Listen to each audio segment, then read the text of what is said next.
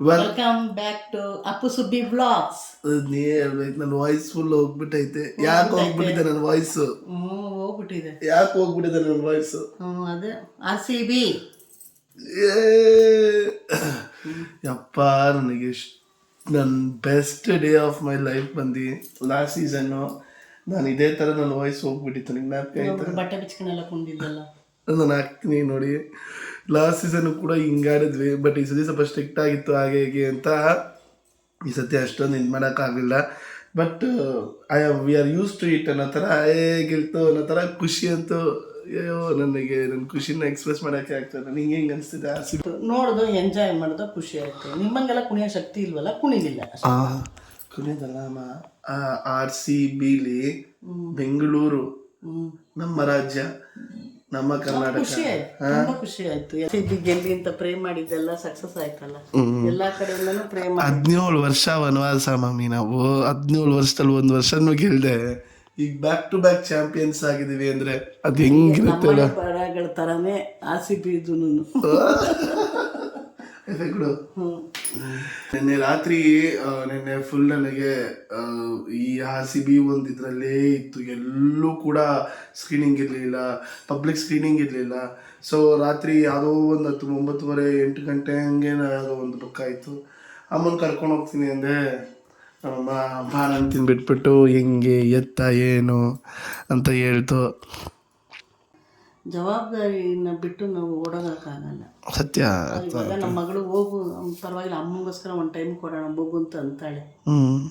ನಾನು ಫುಲ್ ಮೈಂಡಿಂದ ಬರೋಕ್ಕಾಗಲ್ಲ. ಹೌದು, ಅಲ್ಲಿ ಮಗಳು ಮಗ ಐತೆ.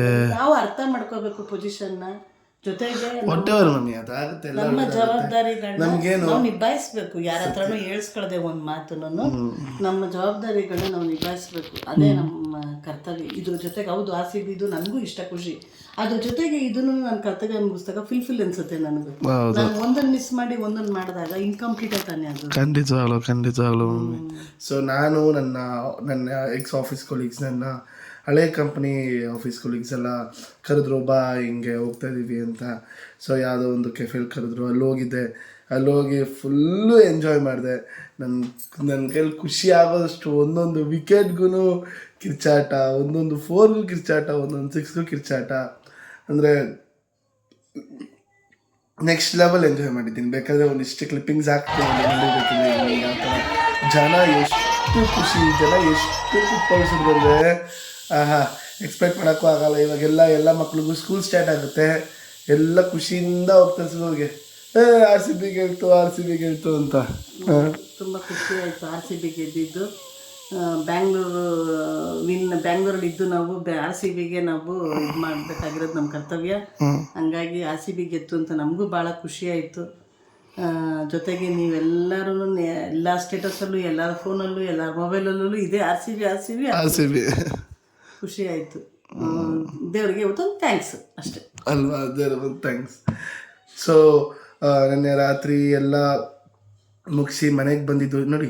ಮ್ಯಾಚ್ ಮುಗಿದ್ರು 11 ಗಂಟೆಗೆ ಮನೆಗೆ ಬಂದಿದ್ದೀನಿ ನಾನು. ಕಣ್ರಿ, ನಿಜವಾದ ಫ್ಯಾಮಿಲಿ ಗಾಯ್ ತಾನೆ. ಯಾಕಂಗೆ ನೋಡ್ತಾ ಇದ್ದೀರಾ? 11 ಗಂಟೆಗೆ ಬಂದಲ್ಲ ಬೇಗ, ಅದಕ್ಕೆ. ಈಗ ತುಂಬ ಜನ ಕಮೆಂಟ್ಸ್ ಮಾಡಿದ್ರು ಲಾಸ್ಟ್ ವಿಡಿಯೋಗೆ.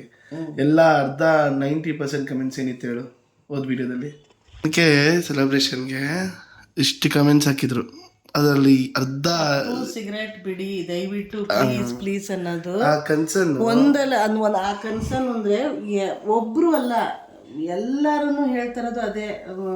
ಅಪ್ಪು ಪ್ಲೀಸ್ ಬಿಡಿ, ಅಮ್ಮಂಗೆ ಬೇಜಾರಾಗುತ್ತೆ, ಅಮ್ಮಂಗೆ ಬೇಜಾರು ಮಾಡಬೇಡಿ ಅಂತ. ನನಗೆ ಇದರಲ್ಲಿ ಪಾಯಿಂಟ್ ಮಾಡೋದು ಏನು ಅಂತಂದರೆ, ಒಂದು ಅಪ್ಪು ಚೆನ್ನಾಗಿರಬೇಕು ಅನ್ನೋದು ಒಂದು ಕಾಳಜಿಯಿಂದ ನೀವು ಹೇಳ್ತಾ ಇರೋದು. ಒಂದು ಅಮ್ಮಂಗೆ ಹರ್ಟ್ ಆಗಬಾರ್ದು ಅನ್ನೋದು. ನಿಜವಾಗ್ಲೂ ಯಾರು ಇಷ್ಟೊಂದು ಕೇರ್ ತಗೊತಾರೆ, ಯಾರು ಇಷ್ಟೊಂದು ಹೇಳ್ತಾರೆ. ಅದು ಅಂದರೆ ಈ ಪ್ರೀತಿಗೆ ದೇವರಣೆಗೂ ಅಪ್ಪು ಸಿಗರೇಟ್ ಬಿಡ್ತೀನಿ ಅಂತ ಪ್ರಾಮಿಸ್ ಮಾಡಿದ್ದಾನೆ. ವರಿ ಮಾಡಬೇಡಿ, ಖಂಡಿತ ಅವನು ನಿಮ್ಮ ಪ್ರೀತಿಗಿಂತ ಅದೆಲ್ಲ ಚಟಗಳೆಲ್ಲ ಮುಖ್ಯ ಅಲ್ಲ. ಹೌದು, ಖಂಡಿತವಾಗ್ಲೂ ನಮ್ಮ ಫ್ಯಾಮಿಲಿ ಸ್ವಲ್ಪ ಚಟದಿಂದನೇ ಒಂದು ಸ್ವಲ್ಪ ಹಾಳಾಗಿರೋದ್ರಿಂದ ಬೇಸಿಕಲಿ ಅವ್ರು ಮಾಡಬಾರ್ದಾಗಿತ್ತು, ಮಾಡಿಬಿಟ್ಟಿದ್ದಾನೆ. ಖಂಡಿತ ಅದನ್ನು ಬಿಡ್ತಾನೆ. ನಿಮ್ಗಳೆಲ್ಲ ಪ್ರೀತಿನೇ ತುಂಬ ಮುಖ್ಯ. ಹಂಗಾಗಿ ಖಂಡಿತ ಬಿಡ್ತಾನೆ ಅಂತ ನಾನು ಪ್ರಾಮಿಸ್ ಮಾಡ್ತಾ ಇದ್ದೀನಿ, ಅವನು ಪ್ರಾಮಿಸ್ ಮಾಡ್ತಾ ಇದ್ದಾನೆ. ಎಲ್ಲರಿಗೂ ಅವನಿಗೆ ರಿಕ್ವೆಸ್ಟ್ ಮಾಡಿದ್ದಕ್ಕೆ ನಿಮಗೆ ತುಂಬ ತುಂಬ thanks. Thank you so much. K subscribers ಆಗಿದ್ಮೇಲೆ ಜನ ಕಮೆಂಟ್ಸ್ 10K ಸಬ್ಸ್ಕ್ರೈಬರ್ಸ್ ಏನೇನು ಹಾಕಿದ್ದಾರೆ ಅಂತ. 100K ಆಗಬೇಕು, ನೀವು ಆ ಥರ ಮುಂದಕ್ಕೆ ಹೋಗ್ತಾ ಇರಿ, ಮುಂದೆ ಹೋಗಿ ಅಂತ ಹಾಕಿದ್ದಾರೆ. ಓಕೆ. ಆಮೇಲೆ ಅಪ್ಪು RCB ಇದ್ರ ಬಗ್ಗೆನೂ ಮಾತಾಡಿದ್ದಾರೆ. ಆಮೇಲೆ ಎಲ್ಲರೂ ಕೇಳ್ಕೊತಾ ಇರೋದು, ನನ್ನನ್ನು ತುಂಬ ಕೇಳಿದ್ದೀರಾ, ತುಂಬ ತುಂಬ ಥ್ಯಾಂಕ್ಸ್ ನಿಮಗೆ, ನನ್ನ ಮೇಲೆ ಇಷ್ಟೊಂದು ಪ್ರೀತಿ ಇಟ್ಟಿದ್ದೀರಲ್ಲ, ಯಾವ ಜನ್ಮದ ಋಣ ಅಂತ ಹೇಳಿ ನಾನು. ತುಂಬ ಥ್ಯಾಂಕ್ಸು ನಿಮಗೆಲ್ಲ. ನನಗೆ ಹೇಗೆ ಅಂತ ಗೊತ್ತಿಲ್ಲ, ನಾನಾಗೇ ಇದ್ದೀನಿ ಹೊರತು ಇದರಲ್ಲಿ ಯಾವ್ದು ಇದೇನಪ್ಪ ಏನೋ ಎಕ್ಸ್ಟ್ರಾ ಮಾಡಿ ಬರಲ್ಲ. ಅದಂಗೆ ಹೇಳೋಕ್ಕೂ ಬರ್ತಾ ಇಲ್ಲ ಬಿಡು. ನನಗಾಗಿ ನಮ್ಮಮ್ಮ ಆಗಿದೆ. ಇವಾಗ ನೋಡ್ರಿ, ನನಗೂ ಕೂಡ ಈಗ ನಾನು ಸಿಗರೇಟ್ ಹೊಡಿಯೋದು ಒಂದು ಪಾಯಿಂಟಲ್ಲಿ ಏನನ್ಸುತ್ತೆ, ಇಟ್ಸ್ ಮೈ ಪರ್ಸನಲ್ ಚಾಯ್ಸ್, ನನ್ನ ಒಂದು ಇದು. ನಾನಂತೂ ಯಾವತ್ತೂ ಸೇದಲ್ಲ. ನನಗೆ ಯಾಕಂದರೆ ನಮ್ಮಪ್ಪ ನಾವು ಅದನ್ನ ನೋಡಿ ನಮ್ಗೆ ಅದೊಂದು ಟ್ರಾಮಾ ಆಗ್ಬಿಟ್ಟಿತ್ತು. ಅಯ್ಯೋ ನಾನಾಗಿ ಯಾವ ಚಾನ್ಸೇ ಇಲ್ಲ.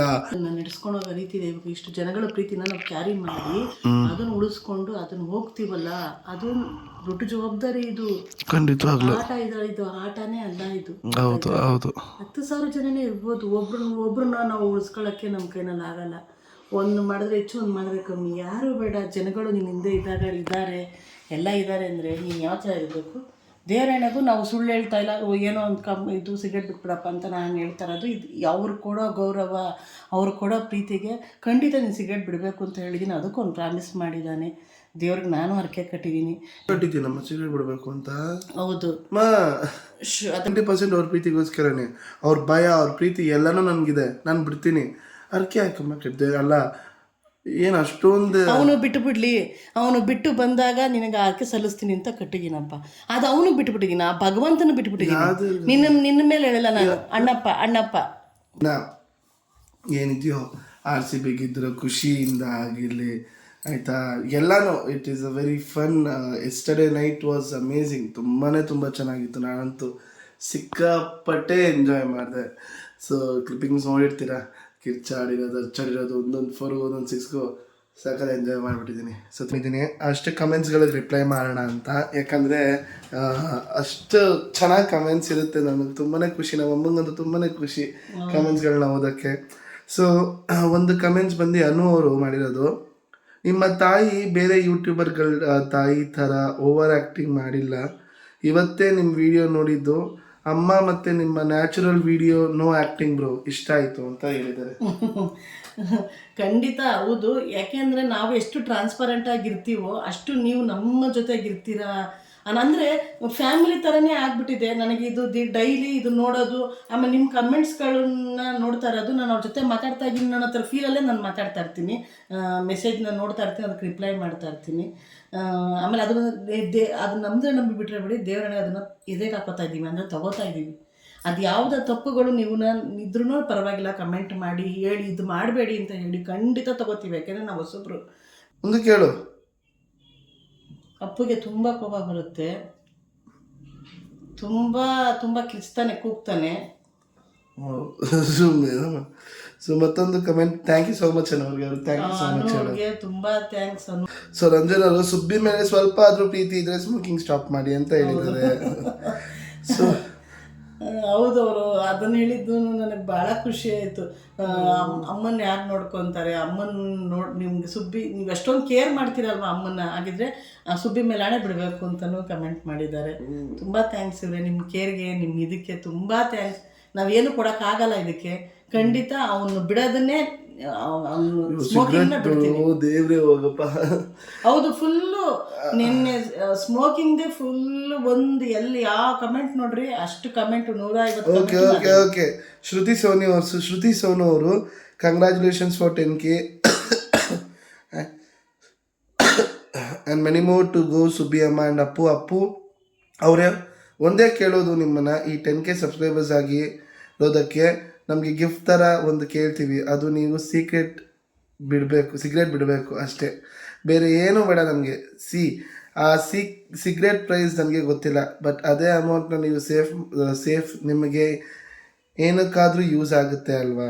ಆ್ಯಂಡ್ ನಿಮಗೆ ಸ್ಟ್ರೆಸ್ ಆಗುತ್ತೆ, ಟೆನ್ಷನ್ ಅಂತ ಆದರೆ ಡೆಫಿನೆಟ್ಲಿ ನೀವು ಒಂದು ಟ್ರಿಪ್ ಹೋಗಿ ಖುಷಿ ಕೊಡೋ ಕೆಲಸ ಮಾಡಿ. ಬಟ್ ಸಿಗರೇಟ್ ಮಾತ್ರ ಬಿಡಿ ಪ್ಲೀಸ್ ಅಪ್ಪು ಅವರೇ. ನೋಡಿ 1000 ಒಳ್ಳೆ ಗುಣ ಇಟ್ಕೊಂಡು ಒಂದು ಬ್ಯಾಡ್ ಹ್ಯಾಬಿಟ್ ನಿಮ್ಮ 1000 ಗುಣನೂ ಕೆಡಿಸುತ್ತೆ. ನೋಡಿ ಇದ್ರ ಬಗ್ಗೆ ಥಿಂಕ್ ಮಾಡಿ. Love you ಸುಬ್ಬಿಯಮ್ಮ. ಕಮೆಂಟ್ ತುಂಬ ಇಷ್ಟು ಕುತ್ಕೊಂಡು ಇಷ್ಟು ಮೆಸೇಜ್ ಮಾಡ್ತೀರಾ ಅಲ್ವಾ, ಇಷ್ಟು ಟೈಪ್ ಮಾಡಿ ಮಾಡ್ತೀರಾ ಅಲ್ವಾ, ಅದಕ್ಕೇನು ಕೊಡೋಣಮ್ಮ ನಾವು. ತುಂಬ ನಿಜವಾಗ್ಲೂ ನಿಜವಾಗ್ಲೂ ಅದನ್ನು ತುಂಬ ಎದೆಗೆ ಹಾಕ್ಕೊಂಡಿದ್ದೀವಿ, ತುಂಬ ತೊಗೊಂಡಿದ್ದೀವಿ. ಖಂಡಿತ ಮಾಡ್ತೀವಿ, ಖಂಡಿತ ಬಿಡ್ತಾನೆ. ಇದನ್ನು ನಾವು ಅವನು ಅದಕ್ಕೆ ಗೌರವಿಸಿ ಅದಕ್ಕೆ ಮಾಡ್ತಾನೆ. ಖಂಡಿತವಾಗ್ಲು ಅದು ಜಾಸ್ತಿ ಹೌದು. ನನ್ನ ಮೇಲೆ ತುಂಬಾನೇ ಕನ್ಸರ್ನ್ ಇರೋದ್ರಿಂದ ಜಾಸ್ತಿ ಅವರು ನಿನ್ ಮೇಲೆ ಕನ್ಸರ್ನ್. ನೋಡ್ಬಿಟ್ಟಿದ್ರ ಸಾಕು, ಅಟ್ಲೀಸ್ಟ್ ಅಪ್ಪು ನಿನ್ ಕಡೆಯಿಂದನಾದ್ರೂ ಖುಷಿ ಸಿಗ್ಲಿ ಅನ್ನೋ ತರ. ಮಧು ಅಕ್ಕ ಇರೋ ಮನೆ ರೆಂಟಾ ಓನ್ ಹೌಸ್ ಅಂತ ಕೇಳ್ತಾವ್ರೆ. ಹೌದು, ಅದಕ್ಕೂ ಕಮೆಂಟ್ ಮಾಡಿದೀನಿ. ಅವ್ರದ್ದು ಓನ್ ಹೌಸ್ ರೀಸೆಂಟ್ ಆಗಿ ಅವರು ಕಟ್ಟಿರೋ ಮನೆ. ತುಂಬಾ ಕಷ್ಟಪಟ್ಟು ತುಂಬಾ ಕಷ್ಟಪಟ್ಟು ಕಟ್ಟಿದ್ದು, ತುಂಬಾ ಚೆನ್ನಾಗಿ ಕಟ್ಟಿದ್ದಾರೆ. ಖುಷಿ ಆಗುತ್ತೆ. ಸೊ ಇನ್ನೊಂದೆಲ್ಲಾದ್ರೂ 2-3 ಕಮೆಂಟ್ ಏನಂದ್ರೆ ಅಪ್ಪು ಜಿಮ್ಗೆ ಹೋಗ್ತಾ ಅಲ್ವಾ. ಸೊ ಇದ್ರ ಬಗ್ಗೆ ನಾನು ಆನೆಸ್ಟಾಗಿ ನಿಮ್ಮ ಹತ್ರ ಹೇಳ್ತೀನಿ, ಏನಾಯ್ತು ಏನು ಎತ್ತ ಅಂತ. ಕೆಲಸ ಕಳ್ಕೊಂಡ್ಮೇಲೆ ನನಗೆ ಜಿಮ್ಮು ಮತ್ತು ಡಯಟ್ ಮಾಡಬೇಕು ಅಂತ ಸ್ಟಾರ್ಟ್ ಮಾಡಿದೆ. ಮಾಡೋರು ಹೆಂಗಾದರೂ ಮಾಡ್ತಾರೆ, ಬಟ್ ನಾನು ಒಂದಿನೂ ಮಿಸ್ ಮಾಡಿದೆ. ವಾಕಿಂಗ್ ಹೋಗ್ತಾ ಇದ್ದೀನಿ, ಅದು ಅಮ್ಮಂಗೆ ಗೊತ್ತು. ಓಕೆನಾ, ನಾನು ವಾಕಿಂಗ್ ಮಿಸ್ ಮಾಡ್ತಾಯಿಲ್ಲ. ಬಟ್ ಜಿಮ್ಮಿಗೆ ಸ್ವಲ್ಪ ನನಗೆ ನಿಮ್ಮ ಹತ್ರ ಏನಕ್ಕೆ ಸುಳ್ಳು ಹೇಳಿದ್ರಿ, ಸ್ವಲ್ಪ ನನಗೆ ಅಮೌಂಟ್ ಬೇಕಾಗಿತ್ತು, ಅದು ಇದು ಸ್ವಲ್ಪ ಕಾಸು ಅಮೌಂಟ್ ಬೇಕಾಗಿತ್ತು. ಸೊ ಈಗ ಅಮೌಂಟ್ ಇದೆ. ಸೊ ನಾನು ನಾಳೆ ವೀಡಿಯೋ ಹಾಕೋದನ್ನು ಕೂಡ ನಿಮಗೆ ಎವ್ರಿಥಿಂಗ್ ಇನ್ ಡೀಟೇಲಾಗಿ ಹೇಳ್ತೀನಿ. ನಾನು ಫಿಟ್ಟಾಗಿರಬೇಕು, ನಾನು ಈ ಸ್ಮೋಕಿಂಗ್ ಇದರೆಲ್ಲ ಇದರಿಂದ ಆಚೆ ಬರಬೇಕು ಅನ್ನೋ ನನ್ನ ಕಾನ್ಸಂಟ್ರೇಷನ್, ನನ್ನ ಇದು ಕಂಪ್ಲೀಟಾಗಿ ಬೇರೆ ಕಡೆ ಹಾಕಬೇಕು. ಸೊ ಅದ್ರ ಮೇಲೆ ನಾನು ಕಾನ್ಸಂಟ್ರೇಟ್ ಮಾಡ್ತಾಯಿದ್ದೀನಿ. ನೆಕ್ಸ್ಟ್ ವಿಡಿಯೋ ಕರೆಂಟ್ ಹೋಯ್ತಾ, ನೆಕ್ಸ್ಟ್ ವೀಡಿಯೋ ನಾನು ನಿಮ್ಗೆ ಅದರದ್ದೇ ಏನೇನು ನಾನು ಯಾವ ಥರ ಪ್ಲ್ಯಾನ್ ಮಾಡ್ಕೊಂಡಿದ್ದೀನಿ, ನಾನು ಯಾವ ಥರ ರೂಟೀನ್ ಮಾಡ್ಕೊಂಡಿದ್ದೀನಿ ಅನ್ನೋದನ್ನು ನಿಮಗೆ ತೋರಿಸ್ತೀನಿ. ಒಂದು ಕೆಲಸಕ್ಕೆ ಆಲ್ರೆಡಿ ಇನ್ನೊಬ್ಬರು ಕೆಲಸದ ಬಗ್ಗೆ ಕೇಳಿದ್ದಾರೆ, ಕಮೆಂಟ್ ಮಾಡಿದರು ಕೆಲಸ ಏನಾಯಿತು ಅಂತ. ಒಂದು ಕಂಪ್ನಿಗೆ ಒಂದು ಫಸ್ಟ್ ರೌಂಡ್ ಆಗಿದೆ, ಇನ್ನು 2 ರೌಂಡ್ ಇದೆ. ಆ್ಯಪ್ಟಿಟ್ಯೂಡ್ ಟೆಸ್ಟ್ಗೆ ಅವರು ಶೆಡ್ಯೂಲ್ ಮಾಡ್ತೀನಿ ಅಂದಿದ್ದಾರೆ. ಅದು ಮುಗಿದ ತಕ್ಷಣ ಕೆಲಸಕ್ಕೆ ಸಿಗುತ್ತೆ. ಅದು ಕೆಲಸ 100% ಸಿಗುತ್ತೆ ಅನ್ನೋ ನಂಬಿಕೆ ನನಗೆ. ಸೊ ನೋಡೋಣ, ಎಲ್ಲ ಸಿಕ್ತು ಮಮ್ಮಿ. ಮತ್ತೆ ತುಂಬಾ ಜನ ಮಮ್ಮಿ ನೀನು ನಂಬಕ್ಕಾಗಲ್ಲ, ನಾನು ಇವಾಗ ಕೆಲಸ ಸಿಕ್ಕಿರೋದನ್ನು ಕೂಡ ನನಗೆ ಯೂಟ್ಯೂಬ್ ಇಂದಾನೆ ಯಾರೋ ಒಬ್ರು ಕಮೆಂಟ್ ಮಾಡಿ ನನಗೆ ಹುಡುಕಿ ಇದು ಮಾಡಿರೋದು.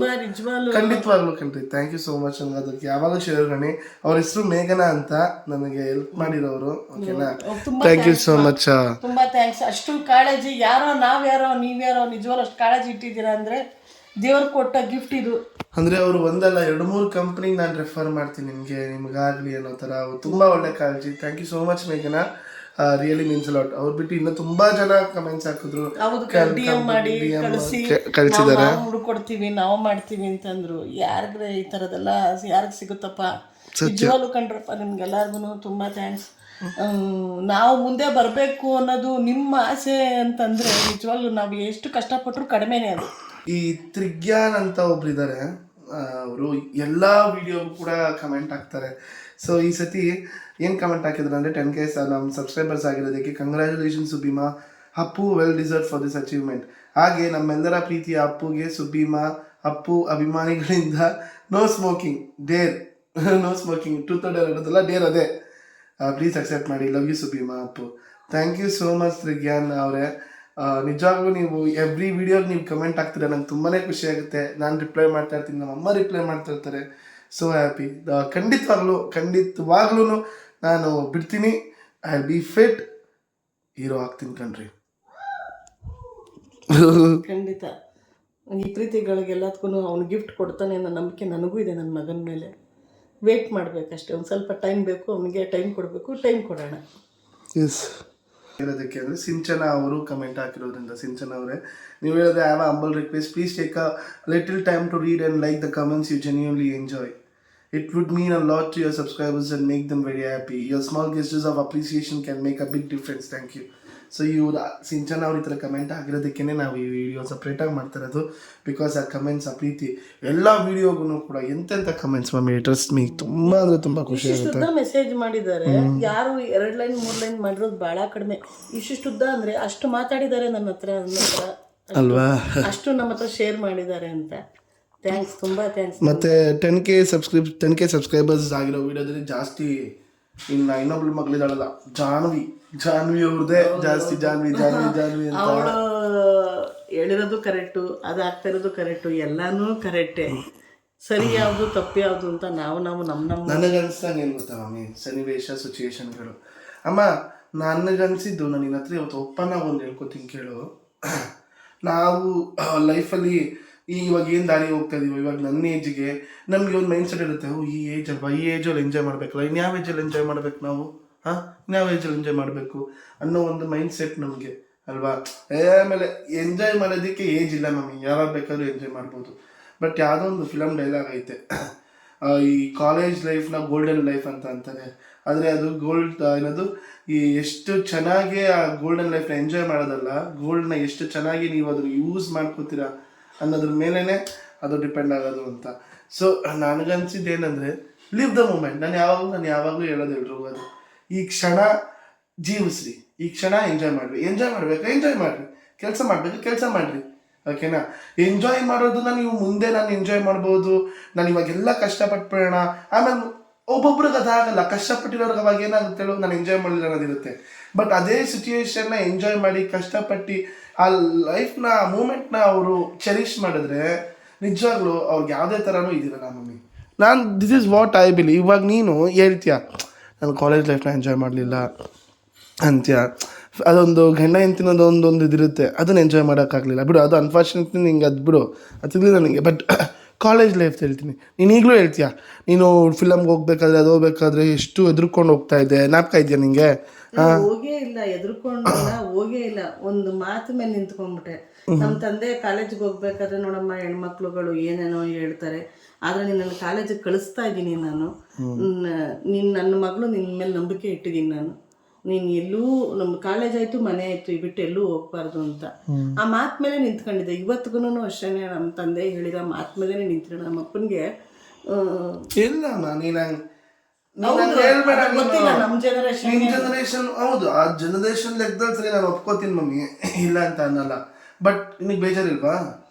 ನಿನ್ನ ಸೆಲ್ಫ್ ನೀನು ಪ್ರಭಾವತಿಯಾಗಿ, ನೀನು ಪುಟ್ಮಾದೇವಿಯ ಮಗಳಾಗಿ ಮಾತಾಡಬೇಡ, ಪ್ರಭಾವತಿ ನೀನಾಗಿ ನಿನಗೆ ಬೇಜಾರಿಲ್ವಾ?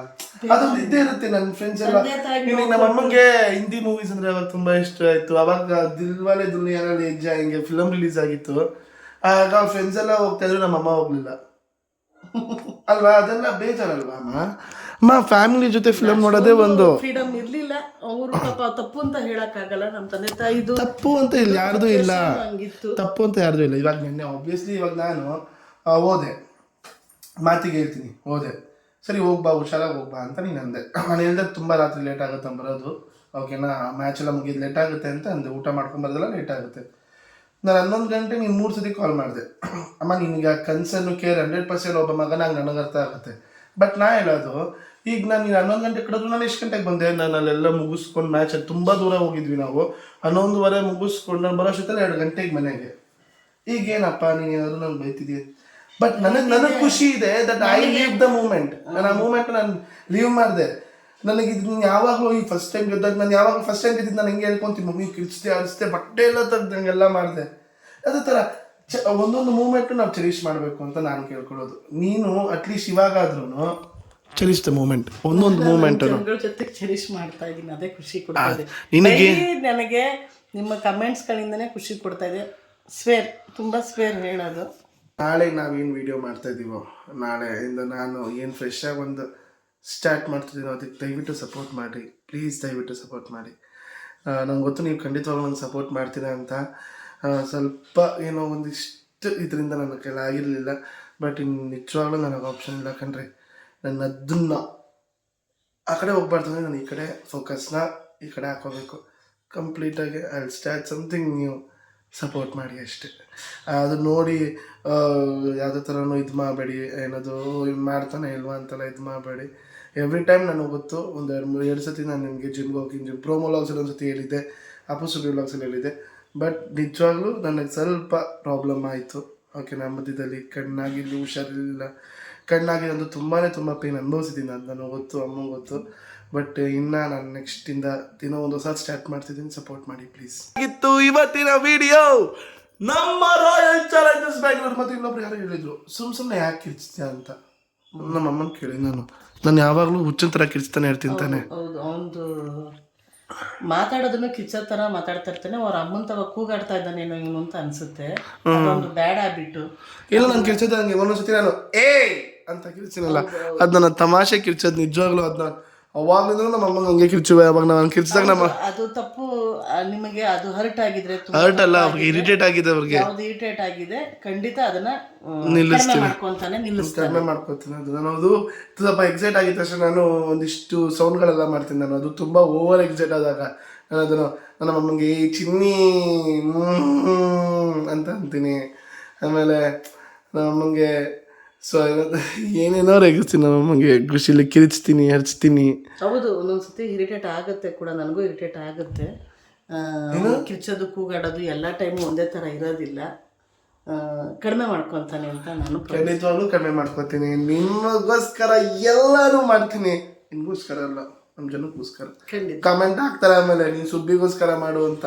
ನಾವು ಸುಬ್ಬಿಗೋಸ್ಕರನೇ ಹೇಳ್ತಾ ಇರೋದು ಅಂತಾರೆ. ಹೌದು, ಅಲ್ಲಿ ಎಷ್ಟು ಜನ ಅಣ್ಣದಿರಿದಾರೋ, ಎಷ್ಟು ಜನ ಅಕ್ಕದಿರಿದಾರೋ, ಎಷ್ಟು ಜನ ತಂಗಿದಿರಿದಾರೋ, ಎಷ್ಟು ಜನ ತಾಯಿದಿರಿದಾರೋ, ಎಲ್ಲರಿಗೂ ನೀನು ಅದು ನಿನ್ನ ಜವಾಬ್ದಾರಿ. ಇದು ಕೂಡ ಜವಾಬ್ದಾರಿ. ಖಂಡಿತ ಅವ್ನು ಮಾಡ್ತಾನೆ ಅಂತ ಹೇಳ್ತಾ, ಸೊ ನಾಳೆ ಒಂದು ಫ್ರೆಶ್ ಇದೇ ಅವ್ರಿಗೆ ಬೇಡ, ಇದೆಲ್ಲ ಇಷ್ಟ ಆಗಲ್ಲ ಅವ್ರಿಗೆ. ಸಾರಿ.